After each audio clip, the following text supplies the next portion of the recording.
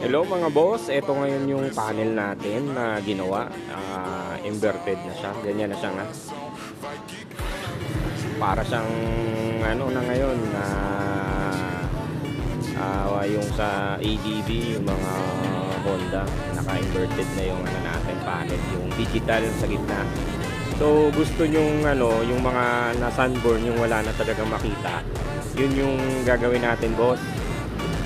Kaysa bumili kayo ng bago, umabot ng bago ng 6,500, 6,800. Dito sa akin lang, kalahati presyo kasi hirap sa gawin, mga isang araw sa ginagawa kasi maraming pin yung LCD. Saka mahirap siya buksan, tanggalin. Yung mga wala na talagang mabasa boss.